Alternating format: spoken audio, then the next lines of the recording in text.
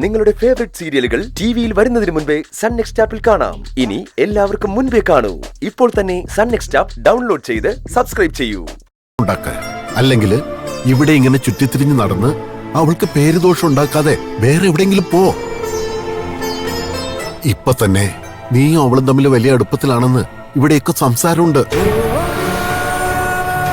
പലരുടെ നാവിൽ നിന്നും അതിനെക്കുറിച്ച് കേട്ടിട്ടും ഞാൻ മിണ്ടാതിരുന്നത് നീ ഒരു തീരുമാനമെടുത്ത് അവൾക്കൊരു താലി കെട്ടുമെന്ന് പ്രതീക്ഷിച്ചിട്ടാ. അത് പക്ഷെ ഒരു വിധത്തിൽ നടക്കാതെ പോകുമ്പോ സന്ദീപേ, എനിക്ക് അവളെ ആരുടെങ്കിലും കയ്യിൽ ഏൽപ്പിച്ചേ തീരൂ. അങ്ങനെ തയ്യാറായി ആരെങ്കിലും വരുമ്പോ നിന്റെ പേര് ചേർത്ത് പറഞ്ഞ് അവൾക്കൊരു മാനക്കേട് ഉണ്ടാവരുതെന്ന് എനിക്ക് നിർബന്ധമുണ്ട്. അതുകൊണ്ടാണ് ഞാൻ ഇങ്ങനെയൊക്കെ പറയുന്നത്. ഇനിയൊക്കെ നിന്റെ തീരുമാനം. കുമാരേട്ടാ, ഞാൻ ആ അടിക പറഞ്ഞ കാര്യം ഒന്ന് അന്വേഷിച്ചിട്ട് വരാം. ആയിക്കോട്ടെ. അല്ല കുമാരേട്ടാ, ഞാൻ പറയുന്നു ഒന്ന്.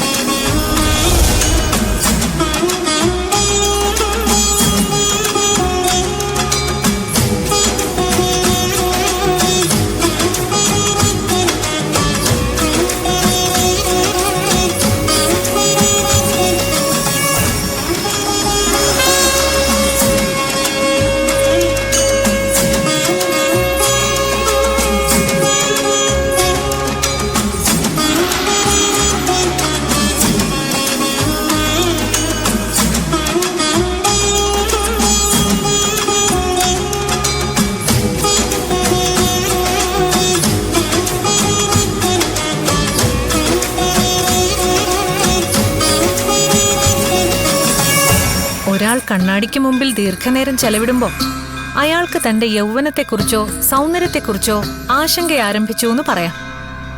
അതുപോലെ ഒരു ഭക്തൻ പതിവിലും ഏറെ നേരം ആരാധനാലയത്തിൽ തൊഴുതു നിൽക്കുമ്പോൾ അവന്റെ മനസ്സിൽ പതിവില്ലാതെ ദുഃഖങ്ങൾ കടന്നു വന്നു എന്നും വ്യക്തമാണ്.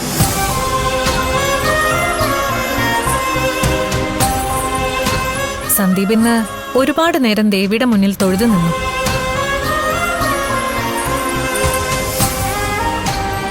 എന്താണ് മനസ്സിനെ അലട്ടുന്ന ആ വിഷമം? ഒന്നും പറയണ്ട വിദ്യാമേ, സങ്കടങ്ങളാ. 2ാം വയസ്സിലാ എനിക്കെൻ്റെ അച്ഛനെ നഷ്ടമായത്. ആ നഷ്ടം തിരിച്ചറിയാനുള്ള മാനസിക വളർച്ച പോലും അന്ന് എനിക്കുണ്ടായിരുന്നില്ല. അന്ന് മുതൽ ഒരുപാട് പരീക്ഷണങ്ങളിലൂടെ കടന്നുപോയിട്ടുണ്ട്. ആ കാലത്തൊരിക്കലും എനിക്കൊരു സ്വസ്ഥത മനഃശാന്തിയും കിട്ടിയിരുന്നില്ല. പക്ഷേ ഇവിടെ വന്നതോടെ കാര്യങ്ങൾ മാറി. വല്ലാത്തൊരു സമാധാനമാണ് ഇവിടെ താമസിച്ച കാലം മുഴുവൻ എനിക്കുണ്ടായത്. ഇതിപ്പോ അതും നഷ്ടമാകുന്ന അവസ്ഥയിലെ വിദ്യാമേ. ദേവിയുടെ ഈ പുണ്യഭൂമി ഏതൊരു ഭക്തനെയും വലിച്ചടുപ്പിക്കുന്നതല്ലാതെ പിരിച്ചകറ്റുന്നില്ലല്ലോ. പിന്നെങ്ങനെയാണ് സന്ദീപിന് ഇവിടെ സമാധാനം നഷ്ടാവുന്നത്? വിദ്യാമേ, ഇവിടെ എന്നെ ബന്ധിച്ച് നിർത്തുന്നതും മനഃശാന്തി തന്നെ നിലനിർത്തുന്നതും ദേവി മാത്രമല്ലെന്ന് വിദ്യാമയ്ക്ക് അറിയാലോ. ദേവി എനിക്ക് ആത്മീയ ശക്തിയാണെങ്കിൽ എൻ്റെ സന്തോഷവും പ്രതീക്ഷയൊക്കെ സൗവർണീയ.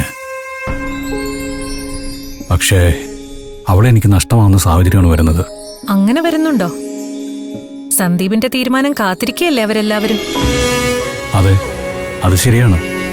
പക്ഷേ സൗവർണയുടെ കാര്യത്തിൽ ഒരു തീരുമാനം പറയാനുള്ള അവസ്ഥ ഉണ്ടായിട്ടില്ല. കുറച്ച് നാളുകൂടി എനിക്ക് വേണ്ടി കാത്തിരിക്കാൻ ഞാൻ ആവശ്യപ്പെട്ടത്. പക്ഷേ സുരേന്ദ്രനങ്ങൾ ഒന്നിന് തയ്യാറല്ല. അദ്ദേഹം അവൾക്ക് വേറെ വിവാഹം നോക്കുന്നുണ്ട്. ഒത്തുവരുന്ന ഏത് ബന്ധവും അംഗീകരിച്ച് മുന്നോട്ട് പോകുന്ന പറയുന്നത്. ഇവിടെ ദേവിക്കും വിദ്യാമ്മയ്ക്കും മാത്രം എന്നെ സഹായിക്കാനാവൂ. ദേവിയുടെ കടാക്ഷം അതെന്നും സന്ദീപിന്റെ മേലുണ്ടാവും.